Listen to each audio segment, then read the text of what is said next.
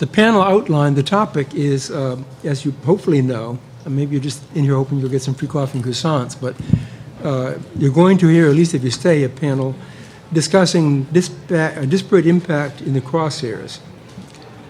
And we're discussing this because as structural inequality persists and overt racial animus becomes rarer, the ability to detect policies that have a disproportionately adverse effect on racial and ethnic minorities is crucial. But while the disparate impact doctrine is vitally important for protecting equal opportunity, it is once again in the crosshairs. The Supreme Court has already rejected a private right of action to enforce the disparate impact standard under Title VI of the Civil Rights Act, and may do so this term under the Fair Housing Act and Inclusive Communities Project versus Texas Department of Housing and Community Affairs. My panel, and I won't do this in order because my notes on my iPad were done before I saw where everybody was sitting, so I'll just go down the order that I have. Neil Siegel, who is second in from my left. I'm sorry, Neil's all the way at the end. He's at the far end of the table. Neil is the David W. Eichel Professor of Law and Professor of Political Science at Duke Law School, where he also serves as co-director of the program in public law and director of the D.C. Summer Institute of Law and Policy. I'm going to abbreviate this because the bios, I think, are in your materials, but I will note that Professor Siegel served as special counsel to Senator Joseph Biden, then Senator Joseph Biden, during the confirmation hearings of John Roberts and Samuel Alito. He also clerked for Associate Justice Ruth Bader Ginsburg. Elizabeth Julian, who is to my immediate left, is currently president of the Inclusive Communities Project, which you'll hear more about. They're the ones who brought the case that we're going to be focusing on, a nonprofit organization located in Dallas, Texas. In 94 to 99, she served in the Clinton administration at the Department of Housing and Urban Development as Secretary for Fair Housing and Equal Opportunity. She's also been Deputy General Counsel for Civil Rights in the second term as Secretary Andrew Cuomo's representative for the Southwest region of HUD, overseeing HUD operations in many states throughout the Southwest. And I'll give a shout out to the University of Texas because I have a University of Texas graduate who will be clerking for me in 2016 in the audience. So I'll also mention that Elizabeth is a 1973 graduate of the University of Texas Law School. Janae Nelson, who is 3 down from me, is Associate Director Counsel of the NAACP Legal Defense and Education Fund. She's the Associate Director, as I said, prior to joining LDF, she was the Associate Dean for Faculty Scholarship and Associate Director of the Ronald H. Brown Center for Civil Rights and Economic Development at St. John's University.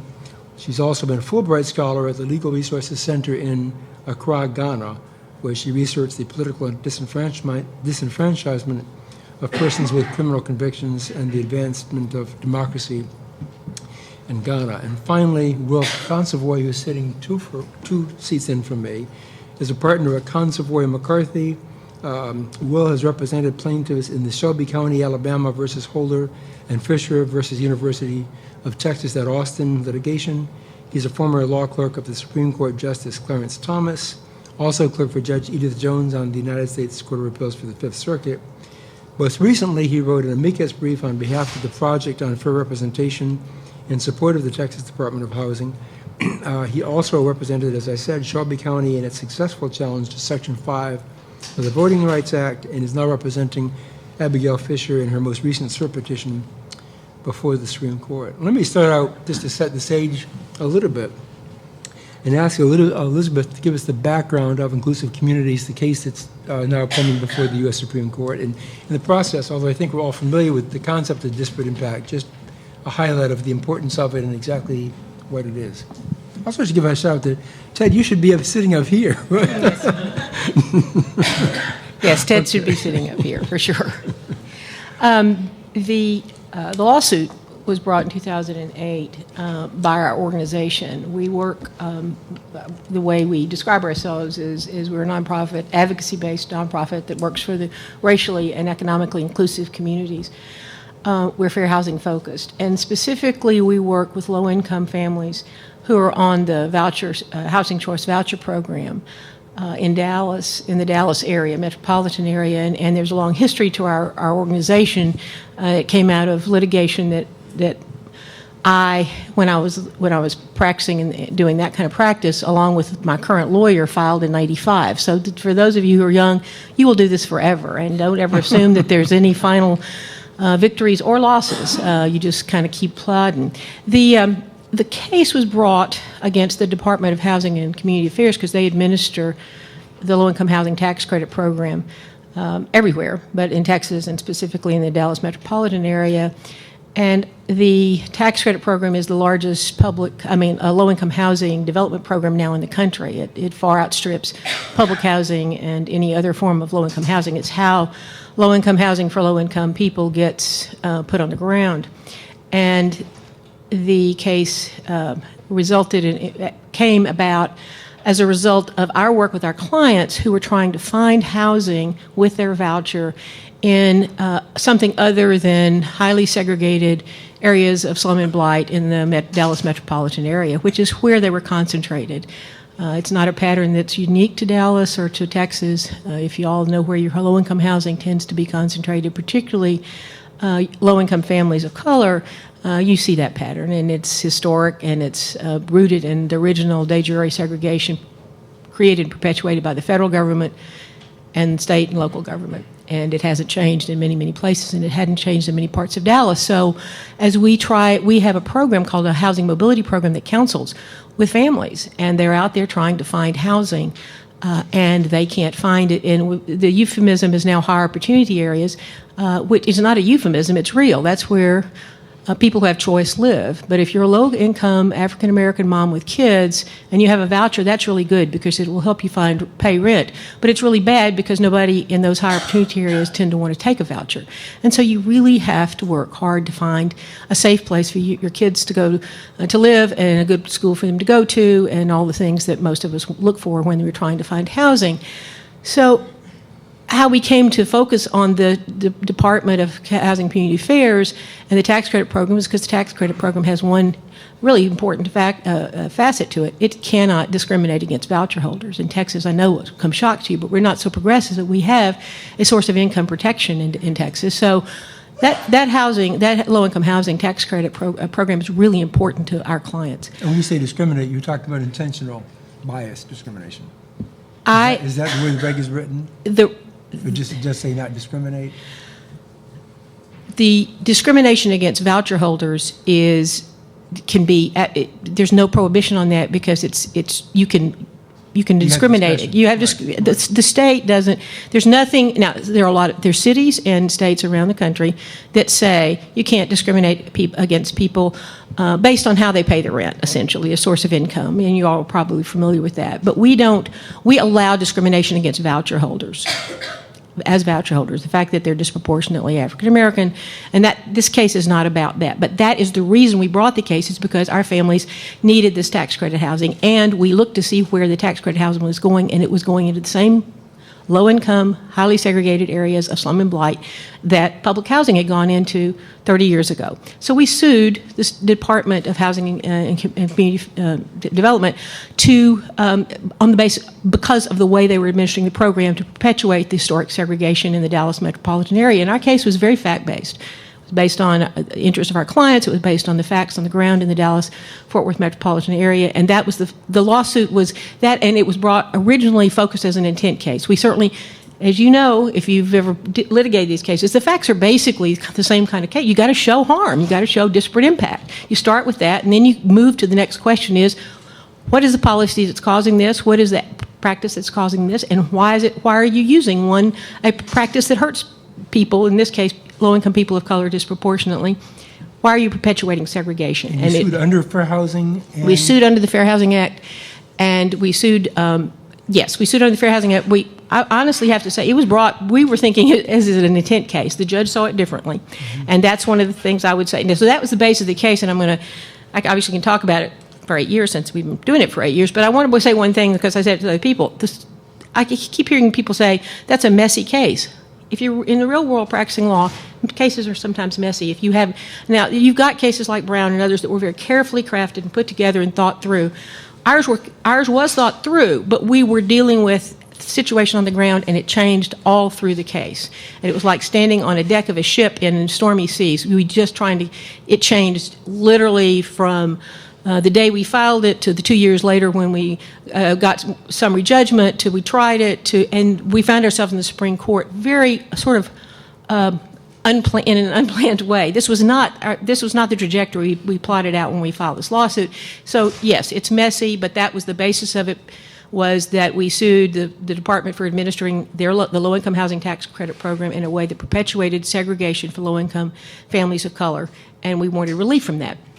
Okay, just so I'm clear, because it's important to set the stage. And looking at the district court opinion and the circuit court opinion, neither the district court nor the Fifth Circuit seemed concerned about the legality of the disparate impact doctrine. As I understand it, you're basing your lawsuit alleging that the Texas authorities had exercised their discretion in a way that had a disparate impact on poor, i.e. proxy for race, as we all know in society, on black folks, and that was the theory under the FHA. Is that correct? It was intent and impact, and frankly, the state didn't even really contest that until almost we got to the Supreme Court. I mean, early on in the case, it was all about, yeah, we know we're perpetuating segregation, but we got good reason to do so, and that's really a lot of the focus of the early cases. So yes, at the district court level, this was not the issue. At the Fifth Circuit, it was not the issue. It became the issue when the state actually won at the Fifth Circuit and got the case remanded on the grounds that in the interim, the HUD disparate impact rule got promulgated and the judge didn't apply the burden shifting part of it exactly the right way. So it was going back to the district court. This was like 8 years went into the litigation, and then the state appealed to the Supreme Court on this issue of, is disparate impact cognizable under the Fair Housing Act? And that's how we got there. And I don't want to monopolize just the two of us, but the more I look at it, it is messy, and I get confused. In their brief to the district court or the Fifth Circuit, did the state raise the issue of disparate impact and the constitutionality or legality of disparate impact? No, not really. I think there was a footnote.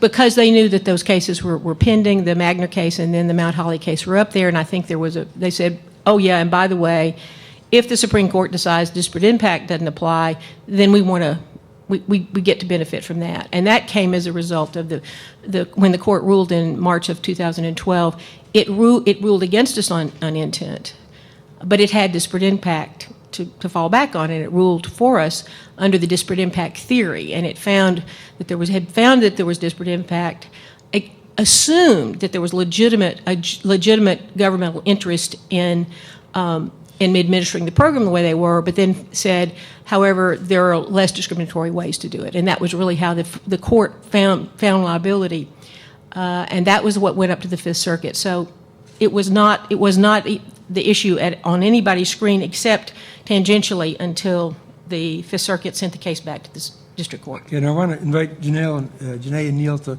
jump into this anytime, but let me ask Will, because you've written on your blog, and I think you may have helped or written one of the briefs in support of in Texas. Help me understand your concern with the Fifth Circuit's opinion. Sure.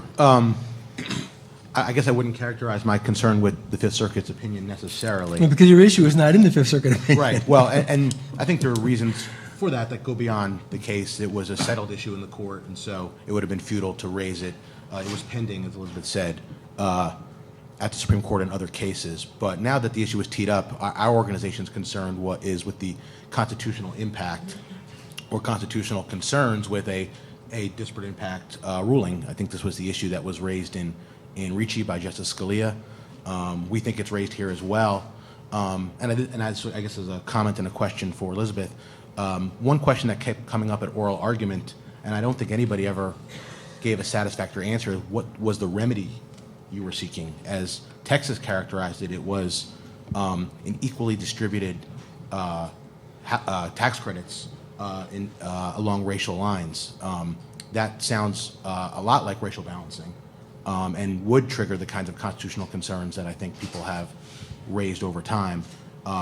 Other comments or arguments suggested it was a race-neutral remedy that was not concerned with the racial impact. And so I would just be curious to hear if you could shed some light on that for me.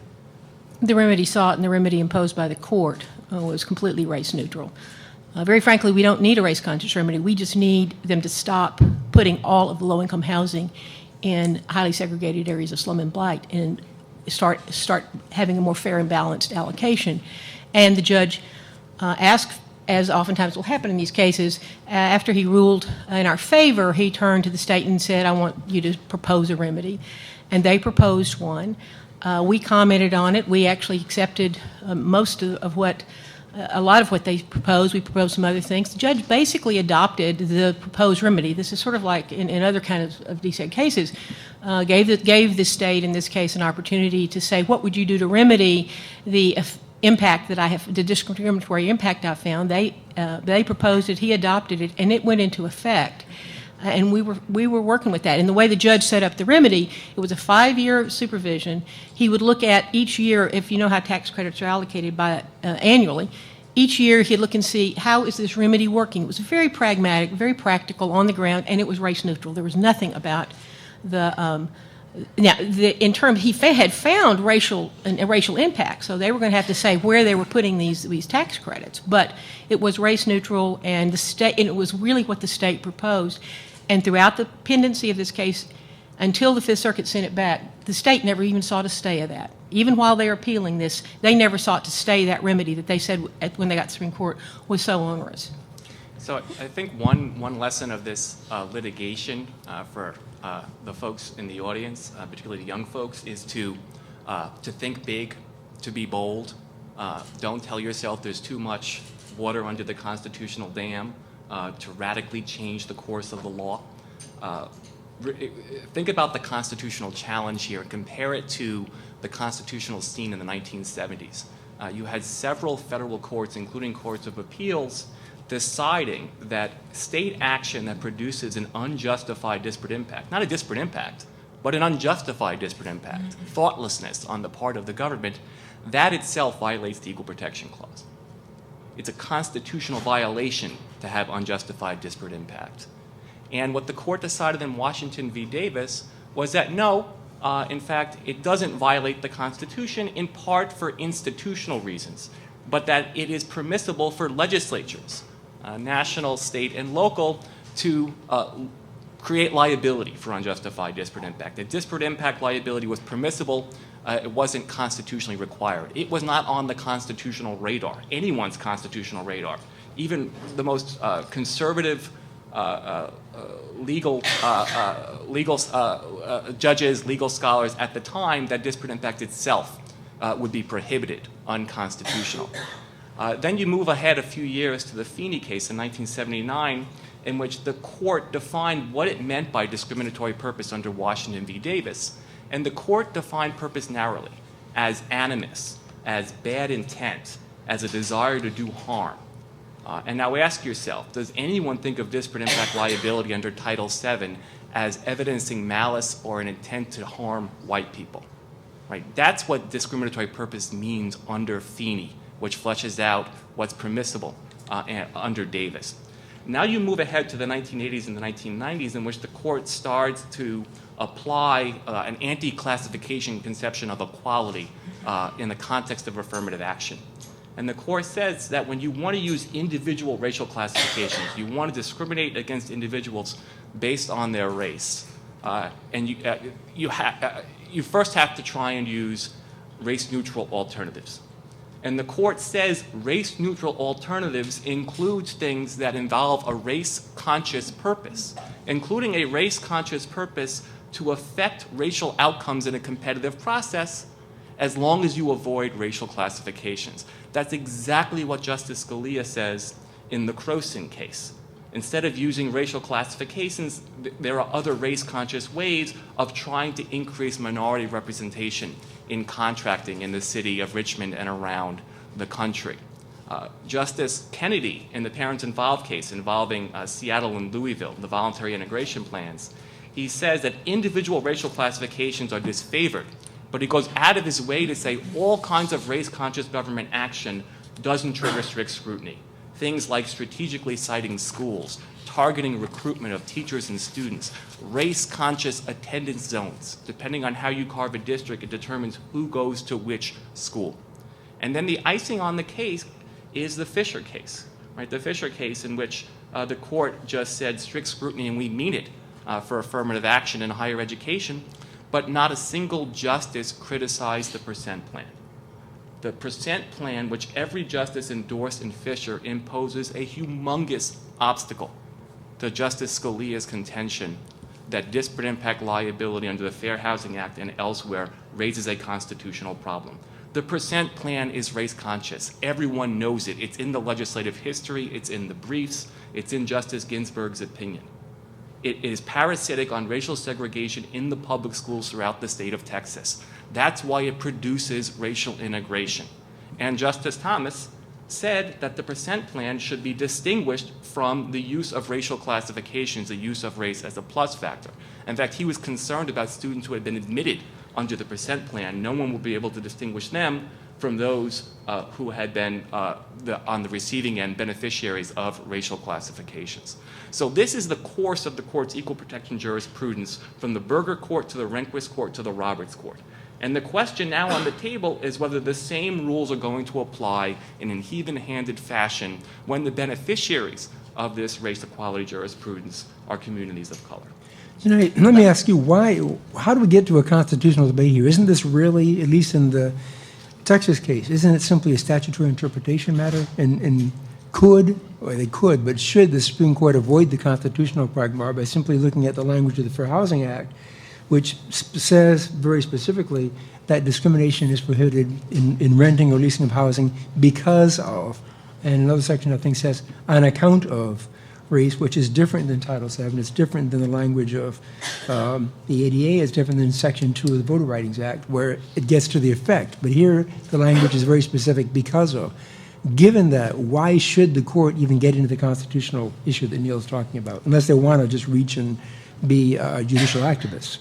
Well, certainly there's reason to believe that the court wants to reach this issue if we look at the trajectory of disparate impact cases in the housing context over the past several years.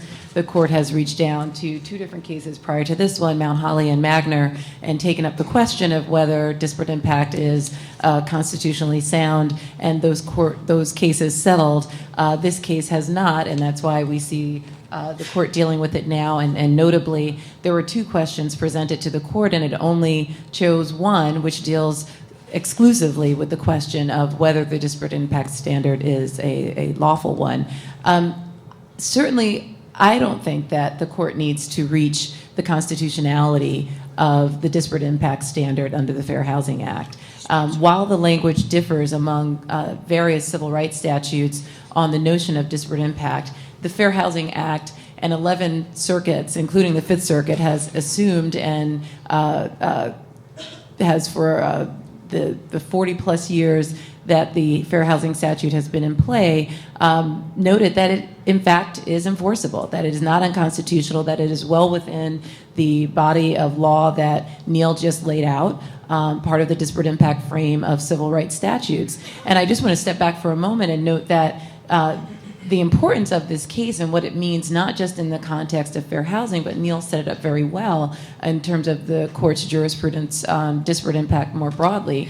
But if we step back even further and look at the architecture of the civil rights statutes coming out of the late 50s into the early 70s, any notion that disparate impact is not permissible to promote the goals of integration and ending discrimination in housing really upends the entire architecture of the civil rights statutes from that era. It's not limited to the housing context. Certainly, we hope that any ruling in this case would be, but the concept of disparate impact is one that we have relied on and that, frankly, Congress has relied on to change the status quo in this country from the time that it endeavored to reverse the de jure segregation in this country. So the court does not need to reach the constitutional issues. In fact, if it does, we still think that for the reasons that that you may have heard a little glimpse of earlier. It is still constitutionally sound. Congress has the ability to regulate beyond conduct that is specifically unconstitutional to ensure that the goals of equality are met. You see that in the city of Bernie versus Flores, where the court specifically said that Congress can act in congruence and proportionality in regulating a broad swath of conduct that does not necessarily mean that the conduct is unconstitutional. That's been furthered in Tennessee versus Lane,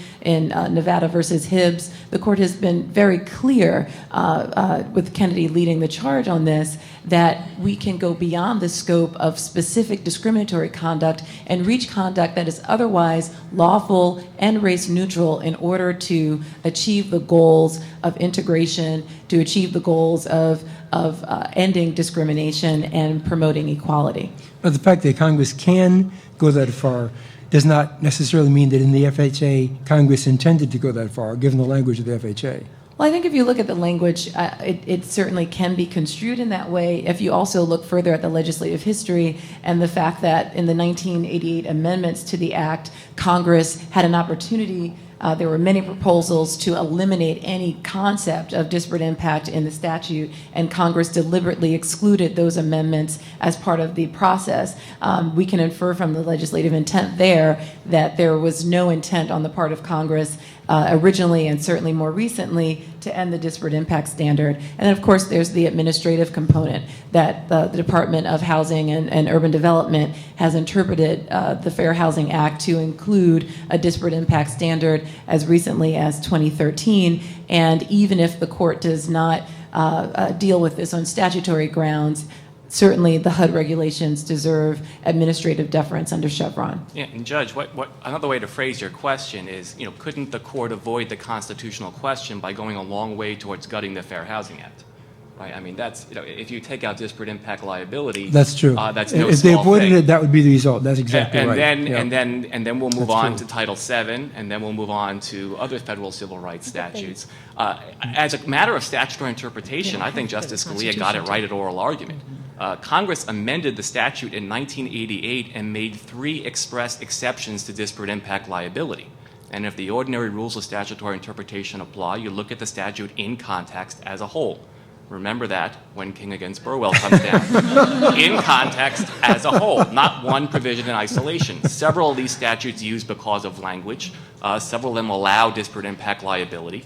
I think it's ambiguous myself. And if it's ambiguous, well, then you defer to the agency, not just the regulation, which came very late in the day, but decades of agency adjudications, which also warrant administrative deference. I agree that you normally would defer to the agency where there's ambiguity. I think the court's been clear that the canon of constitutional avoidance trumps Chevron and Miller v. Johnson in cases like that. So I don't, whether you may disagree that avoidance is triggered here, but if it is, I don't think there's much work left for Chevron to do. But wouldn't Neil's point create the ambiguity? That why would you have those 3 amendments which only make sense in the context of the validity of disparate impact? If you read that into it, then you get the ambiguity. You go to the Chevron doctrine, and then it seems like the regulations that came in 2013 would make it very clear that disparate impact is part of FHA. Unless there's a constitutional concern, right? Mm-hmm. So the court in Miller versus Johnson said that where there's competition between agency deference and constitutional avoidance wins, and I think there's good and clear reasons for that. I was interested in Neil's comments about the trajectory of these cases. It sounded an awful lot like you think Bernie was wrongly decided. I didn't mention Bernie at all, actually. Well, there Congress At the passed... Section 5 case, I was talking about equal protection jurisprudence. Right, but there Congress passed clearly a disparate impact statute, RFRA, that precluded states from passing neutral laws of general applicability that had a disparate impact on religious freedom. And the court in Bernie said, you can't do that. It would be curious if Congress couldn't do it to enforce the First Amendment under its 14th Amendment powers, but could do it to enforce the Equal Protection Clause under that same source of authority. So that's why I thought maybe you were Why couldn't, suggesting- and I want to get to this because you've been trying to get in for a second, and I think part of the problem may be the narrowness of the litigation, because almost all this litigation is brought under the 14th Amendment Equal Protection Clause. Why not under the 13th Amendment and the necessary and proper clause to eliminate the badges and indices of slavery. Why wouldn't that be exactly the kind of constitutional provision that would allow Congress to go into this area and attack disparate impact, so long as it could be shown, and I think the record could pretty easily be established, that the negative consequences that we're talking about are, in fact, badges and indicia of slavery. And there was a series of cases in the 1880s, the civil rights cases, ironically growing out of public accommodations provisions, not being able to go into trains and restaurants and things where some blacks sued under the 13th Amendment. And the court held that Congress did have the power to enact that legislation under the necessary and proper clause of the 13th Amendment. But then it went on to very narrowly construe what was a badge or indicator of slavery, and it talked about corporal punishment and uncompensated labor, bondage, that kind of thing, and said, well, look, going into a restaurant, riding on a train has nothing to do with slavery, therefore this statute is beyond the power of Congress. It seems to me now that anybody would have enough sense to recognize that much of what we're dealing with now, and I won't even get into subliminal bias right now, I'd like to later on, is in fact a remnant of the inheritance of slavery. And why wouldn't that give Congress the power? That's a long question, but I wanted to set the context for my question. Well, I certainly think it would. I mean, setting aside the fact that we certainly have not mined the 13th Amendment for all that it's dormant. It's largely dormant. I would love to see it resurrected, and I think this is a very important question to think about the ways in which it could be. But you're right. If we look at the historical context of the 13th Amendment, by the way, we are celebrating the sesquicentennial, the 150th anniversary of the 13th Amendment later this year when it was ratified in December. If we look at when it was ratified, not too long after, as you mentioned, the civil rights cases, the court established then that the 13th Amendment not only prohibits the institution of slavery, but all badges and incidents of slavery. And if we fast forward to the very year that the Fair Housing Act was passed in 1968, if we look at the case Jones versus Alfred Meyer Company, we see that the court reiterates that same concept, that among the prohibitions of the 13th Amendment are any badges and incidents of slavery, which includes discrimination in the context of housing. That case involved the private sale of land that was racially discriminatory, and the court said even though a private actor was engaged in that conduct, unlike the 14th Amendment that limits it to state action, even though a private actor was engaged in that conduct, it was a violation of the 13th Amendment because you can trace directly from slavery to de jure segregation, Jim Crow laws, to the racial disparities we see today, the linear impact of the institution of slavery on the complexion of the demographics and disparities that we see in a contemporary context. So the 13th Amendment, I think we have a real challenge in terms of getting courts and Congress to see it as a modern-day potential avenue for this sort of transformative change. But certainly doctrinally and just textually, it provides Congress with all the authority I think it needs to address these sorts of issues. I just want to make sure that we don't lose sight of a basic distinction, right? So you know from con law that there are two ways a federal law could be unconstitutional. It can be beyond the scope of Congress's powers, the Commerce Clause, Section 2 of the 13th Amendment, Section 5 of the 14th Amendment, or it can violate an independent constitutional limit like the Equal Protection Clause. To my knowledge, we're not talking about a challenge to Congress's authority to pass the Fair Housing Act under the Commerce Clause, under Section 2 of the 13th Amendment as applied to race and national origin. Under Section 5 of the 14th Amendment, I suspect that Will and I are going to disagree about the scope of Congress's power. The question on the table is... That's why I took it out of the 14th and put it into the 13th Amendment, because of the scope of Congress's power. But the question on the table is Section 1 of the 14th Amendment and the Equal Protection Clause. And do we interpret the Fair Housing Act in such a way as to avoid the equal protection question, or do we interpret it in such a way as to tee up the constitutional question, and how do we answer it? And what I've been focusing on is the equal protection jurisprudence of the court. And I go back to Texas's 10% plan. It is a race-conscious policy. It is done with the purpose of affecting racial outcomes admissions at the University of Texas. It's a competitive process, but it's using a race-neutral means. It's avoiding a racial classification. That is exactly what Title VII, that is exactly what the Fair Housing Act does. I think there, Go ahead. so I think there are some differences between the top 10% plan and what's going on here, and I think what's being lost is liability. So the example Justice Kennedy used at oral argument in Parents Involved was, could a town look at their demographics and decide where to put a public library, for example, and look at the racial makeup of the community and decide we're going to put it where people have more access? I think the answer is yes, under his view, and that's the kind of race-conscious decision-making I think Neil's talking about. The question is, if they chose not to, could they be sued civilly under a law for not doing so? And that's the fact pattern we face here. And that's where the differences lie, and that's what makes it different than the top 10% plan. I venture to say it's a little bit Yeah, different. Elizabeth's in been that, trying for a second to say something. Then, No, then no, go ahead. I really appreciate the conversation. There are a couple of facts though, about the notion of the remedy. I said quickly it was race neutral. It really was. I mean, it was more race neutral than the top 10% plan. It basically focused on creating incentives for developers to go into areas that were lower poverty, had better schools, and better opportunities and conditions for everybody, whoever, because the tax credit program, anybody who is 80% of area median or below can access this. So it was going to improve opportunity to live in higher opportunity areas for everybody, a population of which was disproportionately people of color and certainly our clients. So it was totally race neutral in that sense, and nobody really ever argued about that. I do think that's important to say. I understand what Will is saying, which is, can they be they were sued for perpetuating segregation that existed on the ground, and this comes back to the 13th Amendment argument. If we lose this case, it isn't over. I mean, and I don't know, good lawyers, what somebody said in the plenary is right. You go back to the drawing board, and the harm is still being done.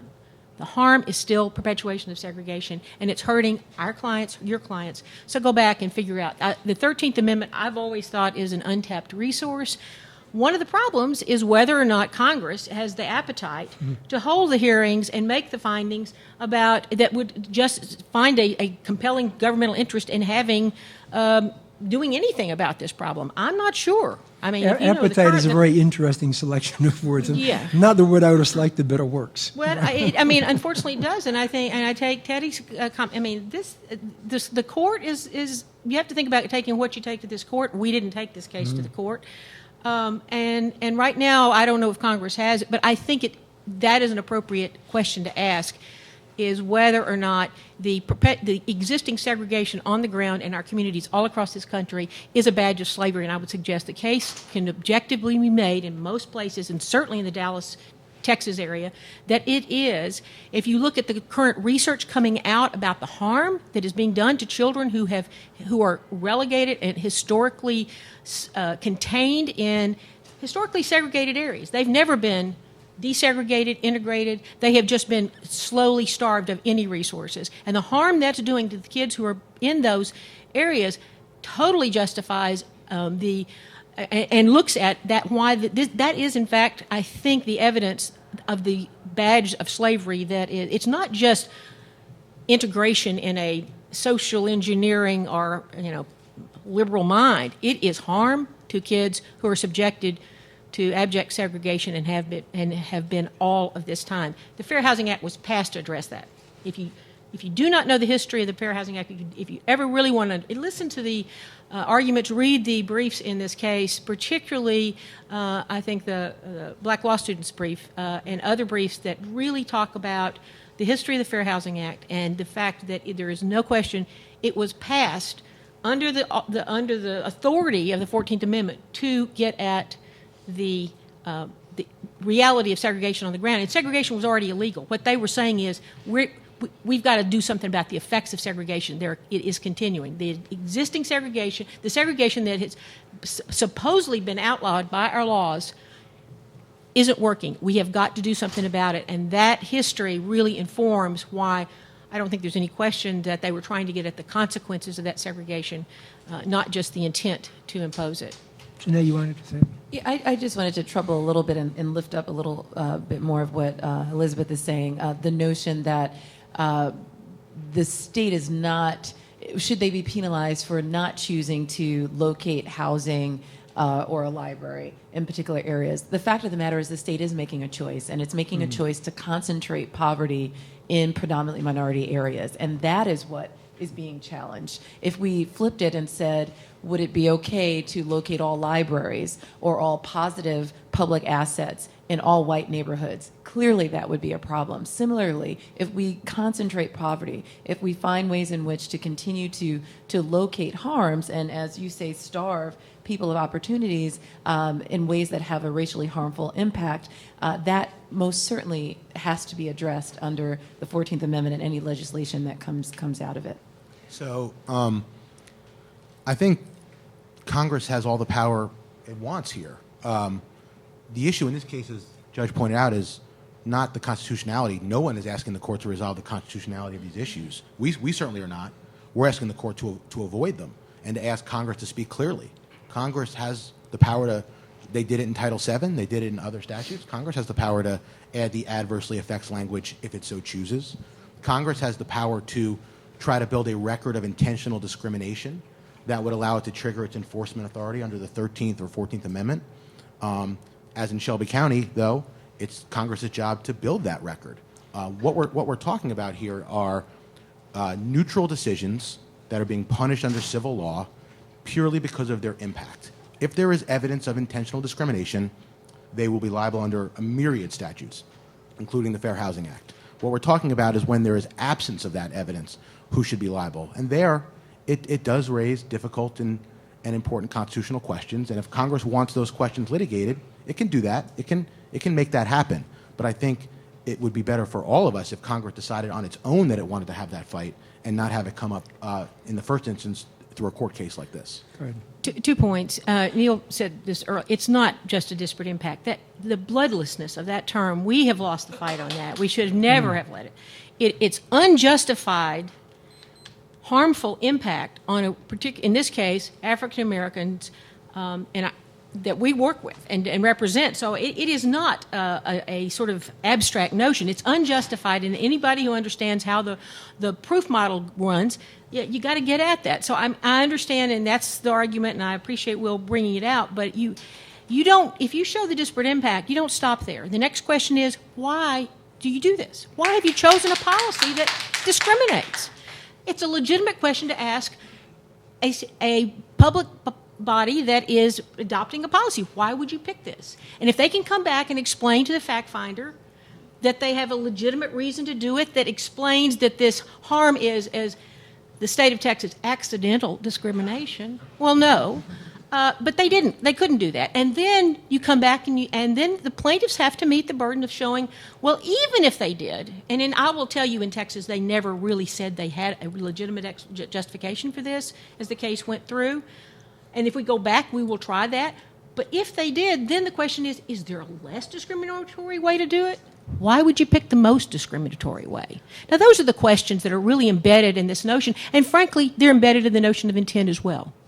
Because the question, if in fact, by the time you get to trial, you have shown that you have a policy or practice that is having a discriminatory impact that is harming a particular group, and you either don't have a legitimate purpose for it, or you have one, but there's a really good way to serve that purpose that doesn't have that harm, why would you do it? Now, that gets close to suggesting, allowing a fact finder to infer that perhaps you at least wanted that to happen or didn't care if it did happen. And that's basically what Judge Graves said in his opinion in the Fifth Circuit. But let me follow up on that, because I think there's a very important consequence that could flow out of this. If we assume that the disparate impact theory gets shot down, and I agree with you in terms of that masking what's going on there. My concern is, let me throw it to the panel, what happens to the statistical analysis and the statistical evidence that would come in to show disparate impact? Because there's been a suggestion that unless you're going for a disparate impact theory, statistical evidence is really not appropriate because it only shows impact.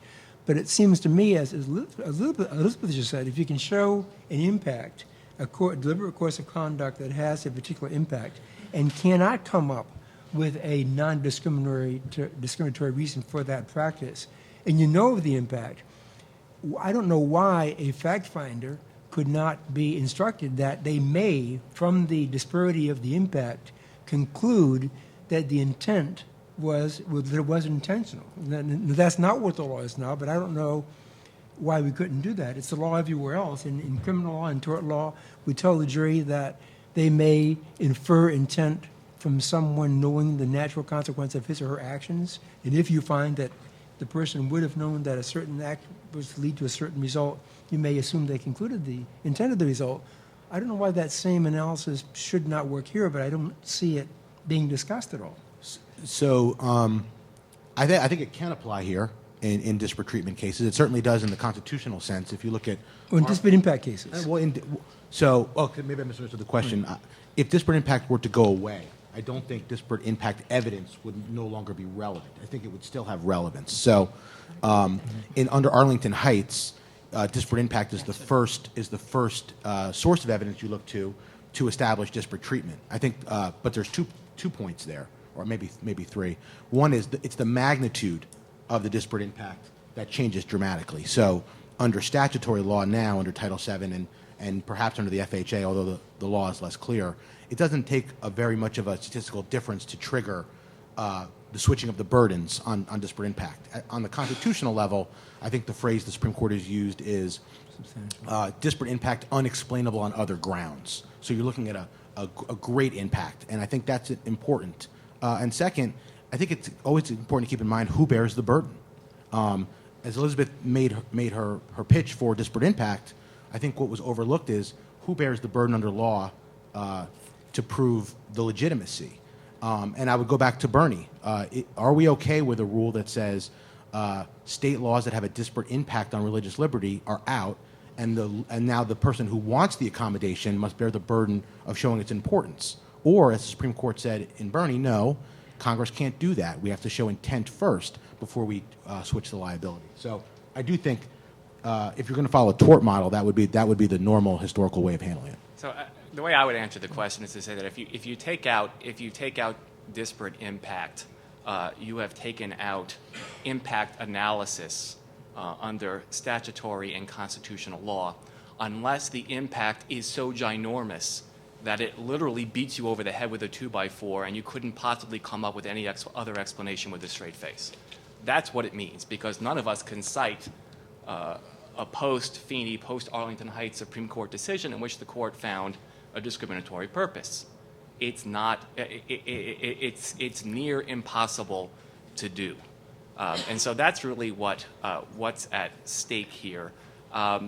Mere callous disregard, what we'll call the neutral law, that is completely unproblematic in a world without any kind of disparate impact analysis, which again looks at unjustified impact.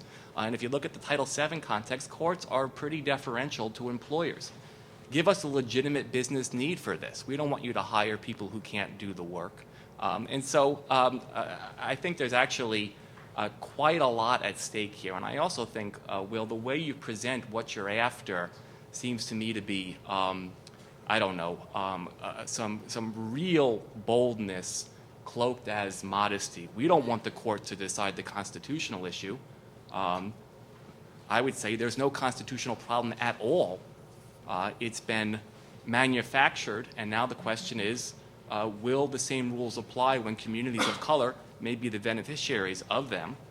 I didn't hear a persuasive distinction to the percent plan. I don't see why liability matters. And there could be liability depending on where you cite a library and where you cite a school. People can be disadvantaged based on their race, depending on how governments go about doing that. The court has said that that's permissible as long as you avoid racial classifications. The strategy here is to say, even though this statute has been interpreted a certain way by 11 federal courts of appeals for 40 years, even though Congress expressly dealt with the issue in 1988 and provided 3 statutory exceptions to disparate impact, thereby saying disparate impact, if we look at the statute in context as a whole, is part of the law, even though there's nothing resembling a circuit split here, the court should come in for avoidance reasons and interpret the statute in such a way that no federal court of appeals and the Congress, I don't think reasonably could be understood to have endorsed the last time it revisited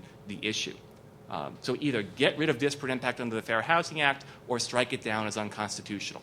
And if you merely get rid of disparate impact under the Fair Housing Act, we'll move on to the other civil rights statutes and we'll make the same threat, which is find that it's get rid of disparate impact or find it unconstitutional.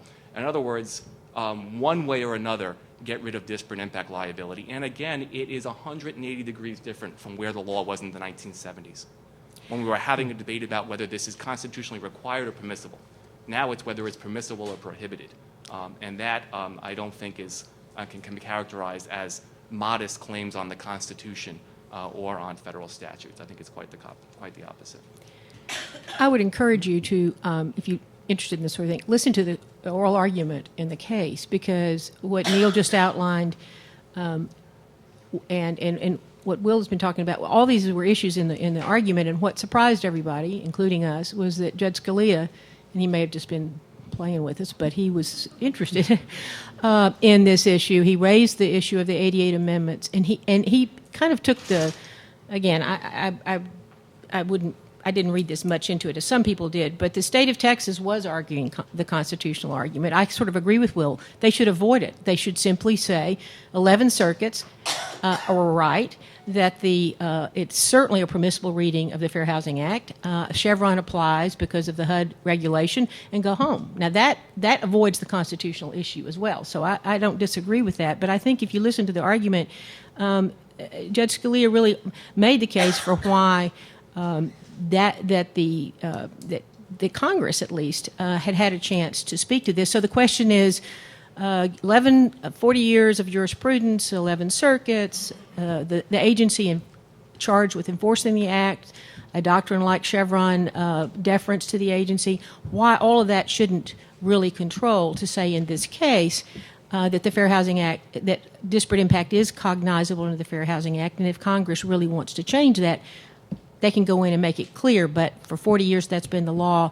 As Judge Breyer said in the argument, the end of the world has not come. We have not had horrible results here. So why wouldn't you defer to that at this point and have Congress, if they want to change that, more than that, because again, the issue was not presented by the Fifth Circuit opinion that's on appeal, and courts review opinions, even if the argument was made in the brief, and I'm hearing now that it really wasn't. But even if it was made in the brief, we review opinions and judgments. We don't review briefs. And every imagine court, our surprise. so not only have 11 circuits said that disparate impact applies with FHA, no circuit has said to the contrary. So you're right, there is no circuit split at all. So the more I got into this as I prepared for today, the more I was scratching my head and pulling out what little hair I have left on I just don't get it. Again, unless we go back to the term I use that's usually used against progressive lawyers and judges of judicial activism, that if they were to remove disparate impact from the FHA, that seems like the poster child to me of judicial activism, with all due respect to my colleagues up the hill on the Supreme Court. I don't know how else to explain why would you take a case where there's no circuit split, give cert on an issue that's not part of the district court opinion or the circuit court opinion, and then review something that wasn't part of the judgment. It really kind of amazes me. Well, let me tell you, I think we ought to be very concerned. I mean, all the indicators, just based on what you outlined, should make us all very deeply concerned about where the court is headed, not only on this issue, but we already have precedent in the Shelby County case, which I'm sure Will may have some retort to. In terms of the court's overreaching, and as you just said, the idea of judicial activism and the idea of lacking institutional boundary on the part of the court, which I think even goes beyond judicial activism. The idea that there's not sufficient deference to Congress.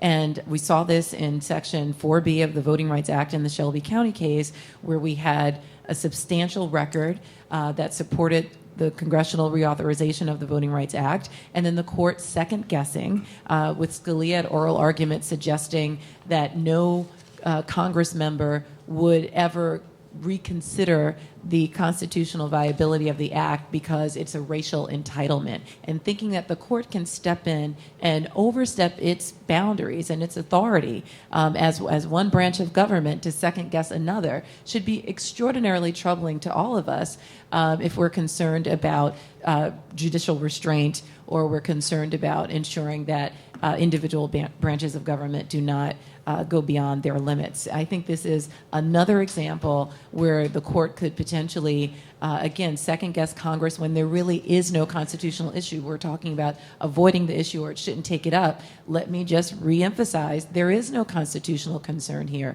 Congress has the authority, had the authority to enact the Fair Housing Act. It, as we've iterated many times, made it very clear in the 1988 amendments that disparate impact was still part of the overall concept of the Fair Housing Act, and for the court to reach into this act and upend the entire construct would be activism and a direct offense, I think, to Congress's authority. So I certainly won't relitigate Shelby. Once was enough. Once was too much. I would say, though, that the Shelby experience is a cautionary tale. I mean, what you left out of the picture was Northwest Austin. And there, the Supreme Court avoided the constitutional issue by reading the statute broadly to get around it. And I suspect people in this room were quite pleased by that. You're wrong about that. Well, it's not hard to know what's coming next. Well, but it gave Congress years to fix it. Years? It gave Congress ample opportunity to fix a formula that hadn't been changed since 1965. Now, Congress chose not to, and perhaps here too, if the FHA is found not to have disparate impact liability, Congress may not heed the warning and not act, and so be it. But So what do you make of the 1988 amendments? Oh, I think there's no question that it becomes a much harder case on the merits because of the 1988 amendments, and for claims of deference, I think it's a very powerful argument. I think you saw Justice Scalia, be quite taken with it at argument, at least. Who knows what that means in the long run? But that doesn't solve the constitutional issue. Now, you and I we just don't agree, and that's fine, on whether there actually is a genuine constitutional concern here. For those who think there's not, this is a fairly straightforward case. You have 11 circuits on the same page. You have an agency rulemaking. So be it. For those of us who do think there are constitutional concerns, though, the case becomes that much harder. And I would just say 2 points on the sort of larger theme of activism. In my experience, activism tends to be in the eye of the beholder. I agree. That's the point I was making. That's exactly so right. We'll see later this term if one case is activism, is another case is standing up for individual liberty. And a pitch for lacking false modesty here, perhaps a pitch for genuine modesty. When the Chief Justice used the canon of avoidance to uphold the Affordable Care Act, I don't think he was accused of immodesty. I think he was accused of sensitive deference to a coordinate branch and assuming they weren't trying to reach the outer edges of their constitutional authority and to read the statute to avoid those concerns with respect to the taxing and commerce power. Now, what our brief asks and what others are asking is that same line of reasoning here. I don't think it would be modest there but immodest here solely because we disagree with the outcome. Did you have something you wanted to?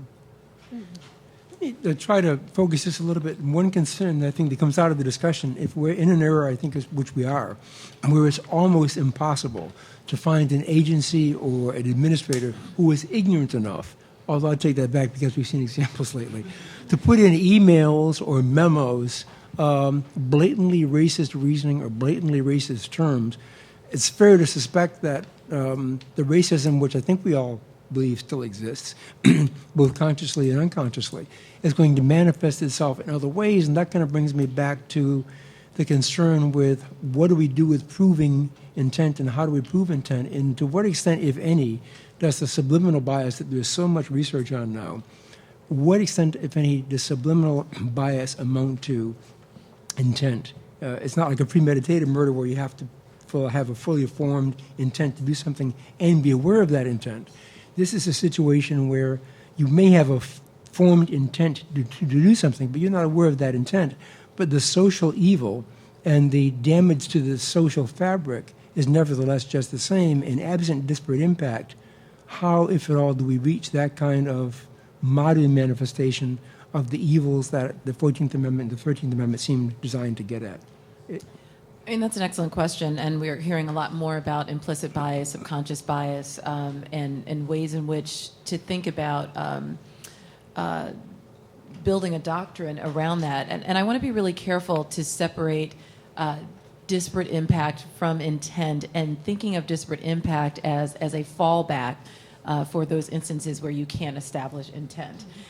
Disparate impact stands on its own, and Justice Sotomayor at the arguments in this particular case raised the question that Elizabeth mentioned earlier. Why don't we ask the question up front when we see a disparate harm being inflicted on a particular community, why that policy, why that practice, why that choice was made in the first place if there are other alternatives? Why are we asking that as a threshold matter as a society once we've determined that there's a genuine goal that everyone can get behind, like ending segregation, like promoting integration and ending discrimination? So when we see practices that are contrary to that, we should be asking the question why those choices were made if they have this antithetical effect.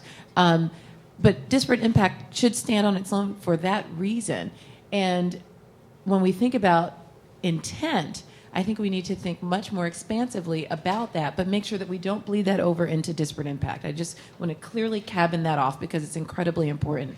But when we think about intent, we can intend to discriminate for reasons that are very obvious and conscious to us, and in ways that are subliminal of which we are not aware. It's certainly harder to identify the subconscious bias and its impact and effect. But I think there are ways to cabin it. Some of it is by, or identify it, and some of it is simply by the test of whether there is any alternative explanation that can, and this is hitting you over the head with the effect or the outcome. If there's no other explanation for the outcome, for the action, then I think it's proper to infer that perhaps there was some subconscious animus, or actually some real animus.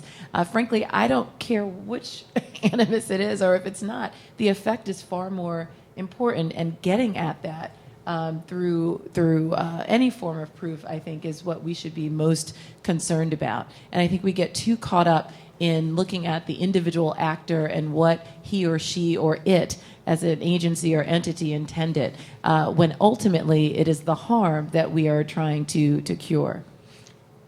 I often think about law and life together. So think about personal interactions you have with your friends or your family members. How often have you heard, "Well, I didn't mean to," right? It wasn't my intent. And what that often misses is, well, it probably would be worse if it were your intent. But the fact that you didn't mean to or it wasn't your intent doesn't mean you're not culpable, right? I was inconsiderate. I was oblivious. Right? I didn't think about it ahead of time. And it's just as if that somehow, that means that your culpability is ended, as opposed to, well, maybe you should have some regret and try to do better next time. The virtue of disparate impact liability is that it encourages governments to do that. That there's at least a potential they'll be called to account to give some kind of reasoned explanation for what they're doing, so that maybe they'll be a little less oblivious, they'll have a little less callous disregard next time. The judge, it seems to me, I don't mean to be a downer, but the most direct, I don't think you're asking a hard question, because without disparate impact, I don't see how you get at unconscious implicit bias. The actor, him or herself, is not aware of it by hypothesis. How is someone else supposed to prove it in litigation? And then beyond unconscious bias, it's also structural stuff, right? I mean, there's overt, there's covert, intentional stuff, there's unconscious stuff, but then there's structural stuff. They're just decisions that needlessly, unnecessarily, without any kind of justification, perpetuate the enduring effects of past overt racial bias. And if you're doing that and you haven't thought about it, right, well, maybe you ought to. Disparate impact liability is intended, right, to get you, to encourage you to do that. And again, in practice, it's not easy to win these cases. Right? Governments may have all kinds of legitimate reasons for why they're doing it, and courts want to hear that. It's not that there's a disparate impact and therefore you're liable. And I want to, because that is really important in this case as a practical matter to understand how it worked. Because if you watched how it unfolded, the agencies, and the individuals who we know, and a lot of them we really like and don't think they're raving racist or anything like that, but they were completely hung up by the fact that we had alleged that they had, because we had to allege intent and effect, that they had they had discriminated, and that's all they want to talk about. I am not a racist. I didn't act to discriminate. And you could almost, the judge was sitting there going, and he didn't want to find those individuals. This had happened over, an agency action. Boards of agencies like that shift over time. So usually the proof involves a lot, several different periods in time. And I don't know what the judge would have done in this case if he had not had the disparate impact, unjustified disparate impact model with its steps. If he had not had that to analyze the case under, I don't know what he would have done about intent. If you know the history of this judge, he knows he is not afraid to find intent. But I think sometimes it's in everybody's interest not to have to basically pull people's fingernails out to get to. Because what you really want is a remedy. You want them to stop doing it. You want a solution to the problem.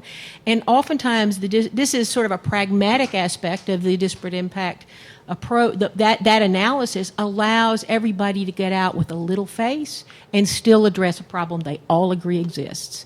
And I don't think anybody on that board would have, I know, privately said, we're not perpetuating segregation with the way we've administering this program. We think there are reasons for it. They may not be good reasons. But when they were faced with the notion that they had been a discriminator, that's all they wanted to talk about. So the judge, using this model, allowed everybody to sort of get out of it. They proposed a remedy that was going to work, and we were going to go on. And I really think that's a practical aspect of why this is a good way to go, in addition to all the good legal arguments. And having been a trial judge, that is an excellent way to get the right result and give everybody all the hook. But Will, you had something you wanted to say, I think. Just briefly, I think it's important to remember we're not just talking about what is the best socially beneficial outcome here. What we're talking about is when the democratic process doesn't yield what we believe to be the most socially beneficial outcome, and we turn to the courts and sue somebody and demand a remedy enforced by law because we believe they violated someone's rights. Those are two very different things. This isn't just about encouraging governments to be better and to do better. The FHA applies to private individuals too. So somewhere in Houston, there's a businessman or a businesswoman who decides to be an entrepreneur and open up a small bank and to do residential lending. And that person needs to make a profit and survive in business, and so they set lending rates and lending qualifications at a certain level with no discrimination in mind, want to give a mortgage to anybody who qualifies. And if it's a minority, that would be even better.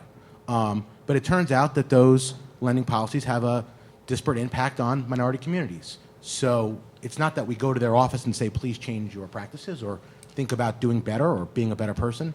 No, you sue them under FHA, and they have to go to court.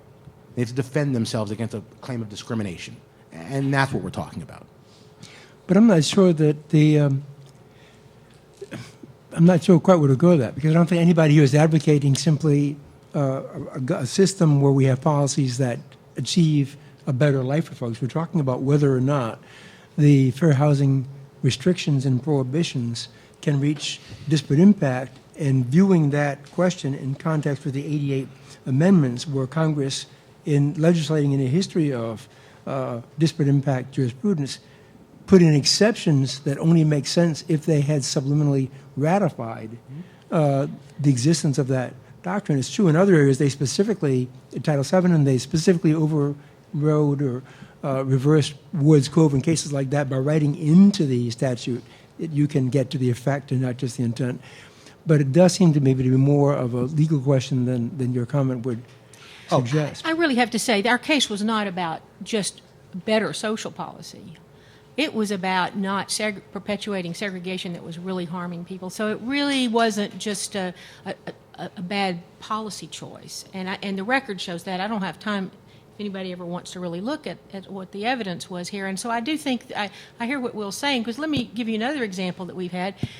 Let's say that you're an HOA in McKinney, Texas, and you have a policy in your HOA that that only the people who own homes in the HOA can use the pool. If you rent, the homeowner rents to you on in that HOA and pays the dues, and that's part of the benefit that they get as a renter is being able to use the pool. The HOA has a policy that you can't use the pool, and it turns out that 90% of the renters are people of color and 90% of the homeowners are white. Now that's the kind of policy that you might look at and say, why would you have that policy?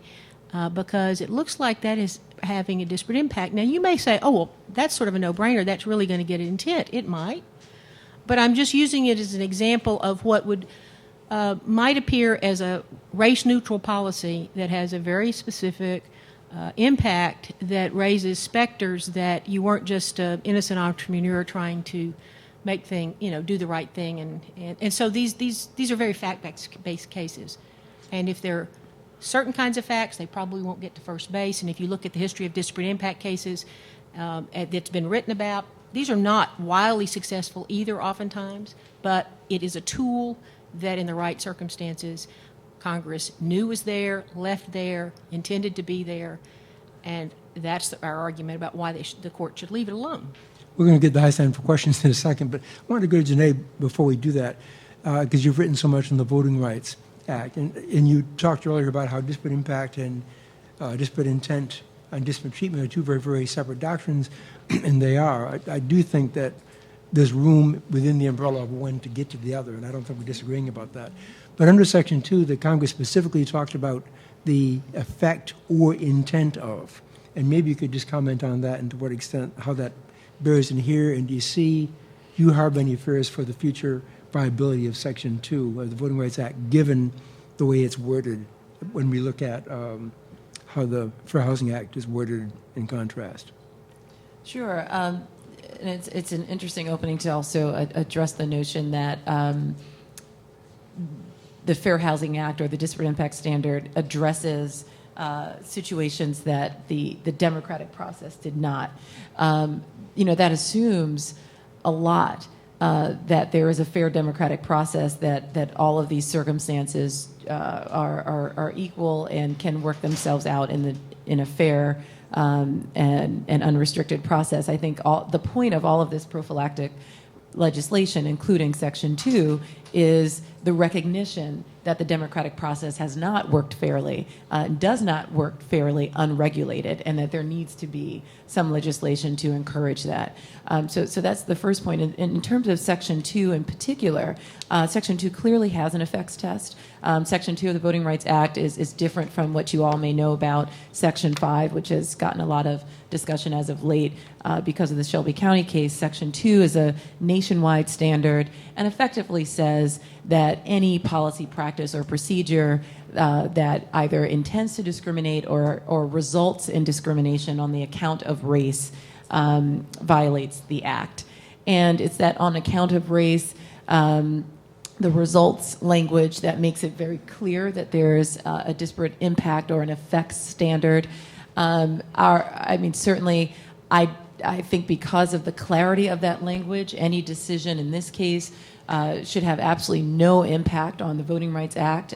Also, the robust legislative history around that language and the legislative fix subsequently to make sure that that effects test was clear and delineated as another avenue for redress makes this completely outside of the scope of any impact of this legislation.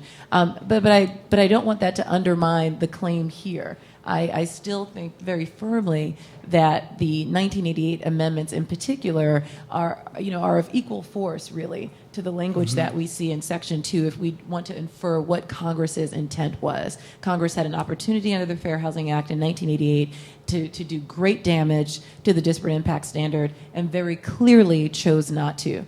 For that reason alone, there should be absolutely no tampering or tinkering with the disparate impact standard under the Fair Housing Act. And so I think it's a pretty clear case. Thanks. Are there any questions? Let me throw it open to see if there are any questions. Ian Milheiser with Think Progress. I'm having trouble getting my head around this distinction between democratically enacted laws and lawsuits. I mean, I was under the impression that the Fair Housing Act was enacted by members of Congress and that those members of Congress are in fact elected. So I think it's a creative take on the counter-majoritarian difficulty to say that the party asking for the Supreme Court, which is not elected, to remove a law is in fact the party that is on the side of democracy. When this came up in exchange, Will, with you and Neil, you pointed to the fact that that when he brought the 10% plan, you pointed to the fact that, well, you can sue under the Fair Housing Act. And I would think that if Texas decided to allow a high school student who was in the top 10% of their school but for some reason was not admitted to the University of Texas to sue, that would be constitutional. So, help me get my head around the line here, because it seems what you're saying is that so long as state officials, like in their beneficence, decide to, on an ad hoc basis, decide in this particular case they're going to put a library here, that's okay. But if they actually have a policy that's enacted by a democratically elected body saying that in all instances we will be aware of the impact of where we place libraries, or for that matter, housing, then that's unconstitutional. And I don't understand where you find that in the words of the Equal Protection Clause. So let me come at it a different direction. It's the difference between Schuette and Fisher. Okay? So in Schuette, right, the question is, are you required to do so? Are you required to have affirmative action? And the court said, no, you can't make them. So too here, right? You can't make, once you start making housing projects take race into consideration, you've crossed the line from encouraging race-conscious remedies, okay, or plans, to imposing liability for not doing so. And that's a lot. So Ricci is the same example. So in Ricci, it would have been one thing, the court said, to upfront design a test that had a lesser impact on minority applicants. But once you held the test and you had results, changing them because of their racial impact raised a very different question, right? And that's all we're talking about here, too. It's one thing for Texas up front to decide it's going to have a housing plan that took account of racial impact. It's another thing to, when they choose not to, for whatever reasons, absent evidence of discrimination, intentional discrimination, to sue them and impose liability for not doing so. So in that sense, it's just like Schuette. I think the rabbit in the hat there is absent evidence of discrimination. And I think, Liz, don't speak, correct me if I'm wrong, but I think you're saying that the evidence of discrimination here is the unexplainable disparate impact that it has in where black folks are allowed to live and where white folks are allowed to live. And so the absent clause doesn't really work because it's not absent, it's a consideration. It may be not a conscious consideration, but it's at work underneath in the policy. Is that? But if I also understand, Will, he's suggesting that there really is no duty. There really is no requirement for the actor to engage in some pro-integration effort or some equitable distribution of resources. And I would really push back on that to some extent under the Fair Housing Act. If we look back at the history of the Act and what it's intended, it has certainly created an obligation on the part of state and private actors to advance, to affirmatively further the goal of integration and ending discrimination in housing. And for all the reasons that we point out in various briefs, the concentration, the decisions, the real choices to concentrate low-income housing in pockets of concentrated poverty perpetuate that same discrimination and perpetuate that same lack of integration that the Fair Housing Act was intended to counter. Right, so I'm just making a sort of a smaller point, which is, if that's true, let me accept everything you said is true. If it's true that there is a duty to take those things into consideration, it's hard to argue that there isn't a racial consideration triggering at least an equal protection question. It can't be that they have a duty to take race into account, and then when you raise an equal protection challenge, say, no, it's race neutral. So let's think about Schuette. I'm sorry. Yeah, but I want to try to get all the questions in. We're losing folks, and Ted sat down. I want. My point, which is the affirmative duty in the original act is in the legislative. Okay. To consider. Okay. But let me get the next question. Is that what you wanted to say? I didn't mean to jump I'd have turned to get you, but okay. It's okay. I didn't want to be Okay. between Ted and the panel. Okay. So I'm Neil Kinkoff from Georgia State University, and I just wanted to return to this point about disparate, or not disparate impact, but about discriminatory intent and discriminatory purpose. And the Equal Protection Clause guarantees equal protection of the law, and Justice Scalia has told us that the law does not include the lawgiver's intent or purpose, right? And from that, he's derived this whole theory of interpretation, right? And so we don't look at congressional intent, we don't look at statutory history. If that's right, how can it be legitimate to require an equal protection plaintiff to show discriminatory intent or discriminatory purpose? That's not part of the law, which is what you're guaranteed the equal protection of in the first place. And so if that's not a legitimate part of an equal protection inquiry, and I think it's not, then isn't disparate impact really the only sensible way of thinking about equal protection? I mean, you're talking about the first part of what you're talking about is his theory of statutory interpretation, right? The new textualism, which said. Constitutional, right? He thinks all of it is the text, right? It's not the lawgiver's intent. Well, It's not their subjective. except that where is he in David? Where is well, he's endorsed Davis and Feeney. He cited them approvingly, right? Which is a discriminatory intent. It's not principled, is it? That's a different question. That's No, I mean, different question. how do we understand what the statute means? What is it saying? Does the Fair Housing Act contemplate disparate impact claims? Then it's a separate question of, is that statute so interpreted according to textualist dictates consistent with the Equal Protection Clause? And if Congress acted with a discriminatory purpose, it violated the Constitution. He's not saying that. I don't think he's saying that in principle there's no such thing as legislative intent. He's saying that that's not the lodestar of interpretation. He's not making I don't think he's making a conceptual or metaphysical claim. He's saying that that's just not that the lodestar is a semantic meaning of the text. That's what the statute means.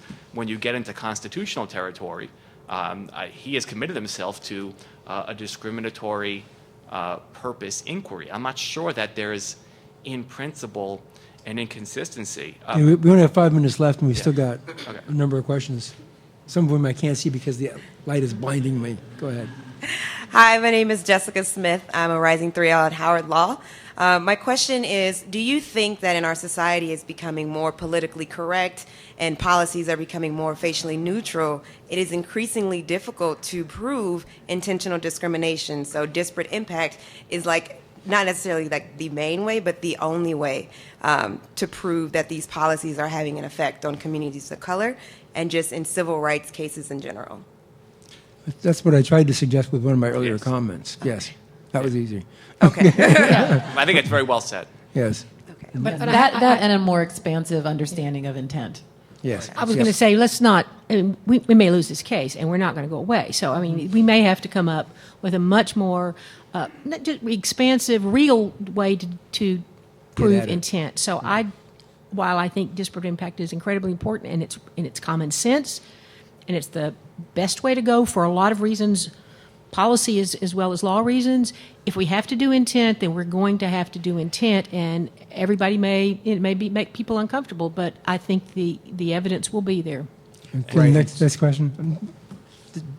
I was going to Can you add do 30 seconds? Can you do it? very quick. Okay. So it is true that it's becoming much more difficult to prove intent. Some people will say that's because people are better at hiding it. Other people will say that's because there's actually less discrimination out there to deal with. I think the harder question is, assuming that it's just more difficult to find, what are we prepared to do about it? Are we prepared to live in a world where judges are independently ruling us and deciding for themselves where there's unintentional discrimination going on? Or do we want to have real standards of proof for courts to impose? Okay, go ahead. Chris Poulos with the Sentencing Project. My question was involving, it's kind of beyond the scope of this panel, but it's related directly to racial disparities and disparate impact. I was hoping to hear something about mass incarceration and its effects during this conference, having not at noon before it ends. I had to bring it up with over 2 million people incarcerated. Can we touch on collateral consequences in housing and the Fair Housing Act and how that connects with racial disparities and economic disparities in the criminal justice system? We really can't do it justice in the time we have. It's a huge, huge area, as you know. And there's so many proxies for race. Poverty is certainly one.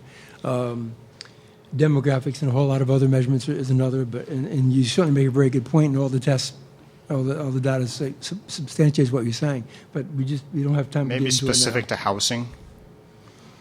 I have read experiment. This really is going to get us over time. I saw an experiment years ago where they took a concentration of rats and put them into cages in very, very heavily congested conditions, similar cages without the congested conditions.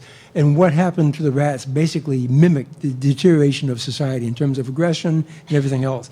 I'm not suggesting by any means that human beings are analogous to rats, but there is some science out there to suggest that when you subject people to very, very miserable, inhumane living conditions, they manifest their anger, frustration, and tension in ways that they would not if they're living in the Westchesters of the world. And now, and in terms of practically speaking, we're working with various groups, sort of networking, and we're working with some folks who work with previously incarcerated individuals, and they're very much supportive of our efforts to get this housing into better areas because they say it is really hard given what the housing options that these folks have. They are in really bad conditions for any kind of encouraging recidivism or any kind of challenge to them recovering or being able to take advantage of being unincarcerated. So actually, it is interesting because, as I say, we've got a number of people who are saying